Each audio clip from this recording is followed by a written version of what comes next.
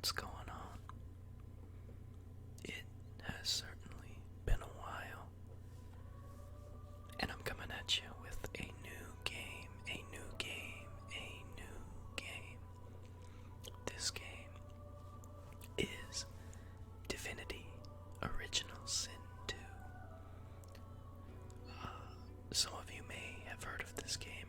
I'm sure if you found this video, you've probably heard of this game.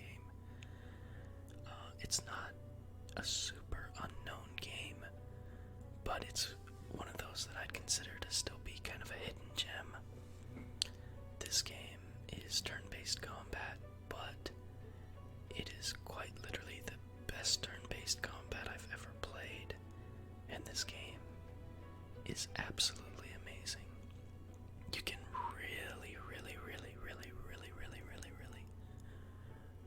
really see, feel, hear, and experience the time and effort that Larian Studios put into this game. So without further ado, we're going to go ahead and get into the first episode, which is going to consist of the character creation screen. Now, to begin, one of my favorite builds that this game has to offer is kind of like a Death Knight, but I do it a little differently. Basically, you funnel necro skills in warfare, and then use that to heal your character and basically be kind of like a berserker. But instead, most people do it with like a two-handed weapon. I like to do it with two swords. I think it looks cooler. And the best character that I've found for that would be to use a dwarf. Now I'm going to do something a little different. I'm actually going to go ahead and use an undead dwarf for this character. And the reason I'm doing this is because they get sturdy, which gives you 10% max vitality and 5% dodging, which I feel like is pretty good. Undead has a unique playstyle in this gameplay where you heal from poison, but you take damage from normal healing spells and items, as well as everyone in the game pretty much hates you. But the cool thing about Undead is you can pump thievery, and you never have to use lockpicks, so that's pretty cool. So we're gonna go ahead and name our dwarf character Cadwallon. Cadwallon is a name I use for all of my dwarves, starting back all the way to Dragon Age Origins, which is a great game in itself. So despite what I said before about we're gonna go into two one-handed swords, we're gonna go ahead and start with a knight with a bit of a change here. First, let's kind of edit our character, and I do have some mods that give you some extra kind of faces and stuff, so this one's pretty cool. I feel like it matches the theme.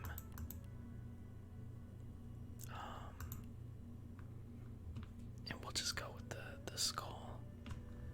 Warrior voice is fine. We're just gonna pump all of our points into strength right now, and this is where things get silly.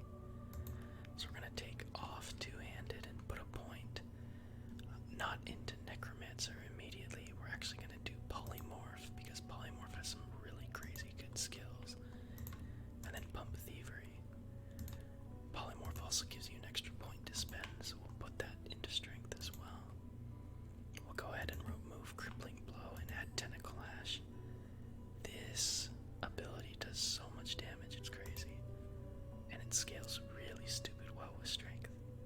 So we'll go ahead and we'll use tentacle lash here. Now, the really cool thing about the going strength in the beginning and being an undead with thievery, you can actually snag yourself some death fog barrels, which is pretty cringe. Opportunist is fine. It just indicates that when a character tries tries to pass us or move around us, we will attack them, which is really, really good. Since I'm not going to be running Feign, I'm going to run Mystic Scholar just to make sure that we have people who can translate things and other such of that nature. So, gives us a little quick warning here. Beware, playing as an undead poses unique risks and benefits. Undead must veil their true selves from the living or risk being attacked. Healing potions and spells will damage you, while poison heals.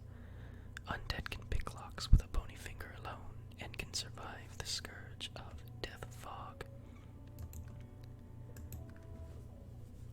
So we will go ahead and continue, and we will let this play through, and then we'll call that the first episode, being the character creation. The next episode will be the tutorial deck. It all happened like I knew it would.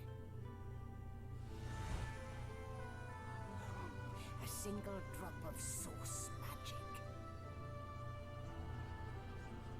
And, like flies to honey, the monsters swarmed. The rebel panicked. The carnage began. And the magisters pointed their fingers at me. Just as I'd planned. And for the magisters, I'll actually let this finish before I go through. And sent to Fort Joy.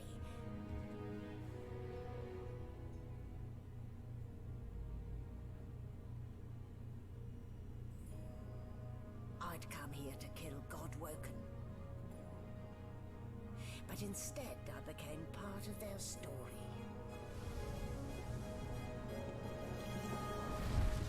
So as I was gonna say before, the main sort of villains in this story are the magisters.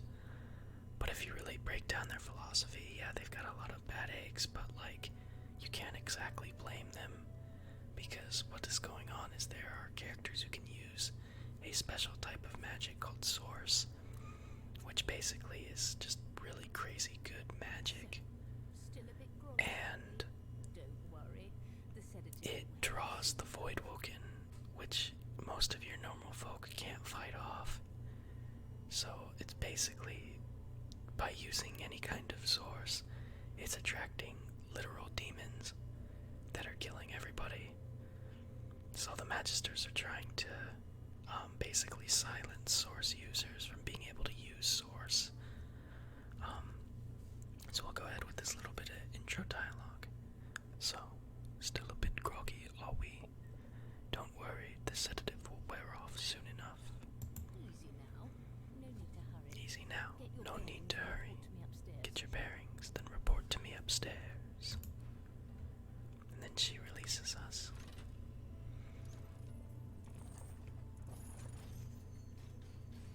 One of the things you'll notice about this game, incredible dialogue. Well, look what the doctor got. You're lucky they didn't notice just how thin you were under those bandages. Yeah, so this grinning skull is talking to us because we are an undead. Although, seeing someone wrapped up like that, they probably thought you had the scabbing plague. Eh? Look, laugh, but don't touch. Better keep that hood down, mind you. The living don't take kindly to seeing their future staring back at them. Okay, so what I'm going to go ahead and do to finish off this particular episode, we're going to go to the gift bag, which is a bunch of cool features that the studio gave out as DLC for free. So this is 8 action points as opposed to 6. So now you still start off with 4 in most cases. But let's say you pass your turn, now it stores 4 more rather than just wasting 2 pretty much. 9 lives, there's a cat follower in the beginning that dies very easily, so it just makes it so you can keep the cat follower and transfer the follower to other people if it's more advantageous. Source meditation, I really like this one. While it might be considered pretty OP, it makes it so you can actually use source abilities regularly, so it makes the game a lot more dashes. Now this one is 2 OP, so when you sleep, your non-combat allies will resurrect rather than you having to use a scroll, which is kind of lame. Animal empathy gives everyone a free pet pal, kind of a quality of life feature. Hagglers let you barter with the best barter on everybody, another quality of life feature. Crafter's Kit just gives you more recipes, which is pretty cool. Divine Talents gives you more skills to spec into, which is nice.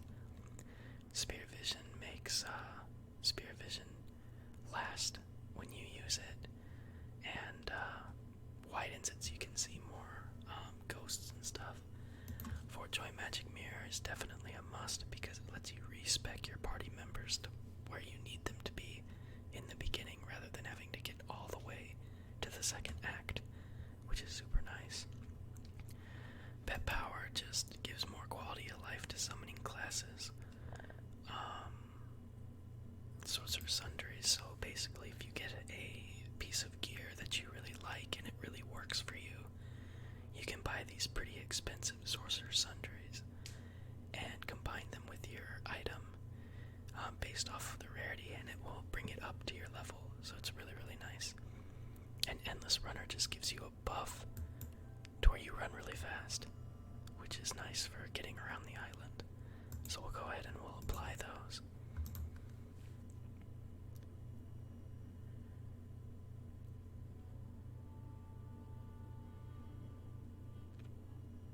Gotta let it load just a bit. And don't you worry, folks, for some of my regular viewers who want to see more leak stuff. I'm working on it, and I'll get it coming out soon. But yeah, I had to take a big break from all things video games and such. I just needed to get a breather and kind of get my priorities straightened out and my bearings right, if you know what I mean. So hopefully I can stay a bit more consistent with these, because I know it'll definitely help you guys, and I do enjoy making these videos. So, and then the absolute last thing we're gonna do, we're gonna open bartering tweak setting, which is a mod, and enable persuasion sharing. So now the highest persuasion is shared among allies. I like this because I like my character to kind of be the main character, He's got a lot of strength, so he holds all the gear pretty much and does all the talking. So this definitely helps. And then we will go ahead and save. And we will call this save ASMR. And we will call that a episode. So thank you guys for watching. And I hope you guys will join me in the next episode, where we will beat the tutorial deck. Let me know in the comments if you like this series, if you're looking forward to it. And like I said, don't worry, I'm gonna be coming out with my usual stuff. Don't worry about it. Don't worry about it. I hope you guys got a nice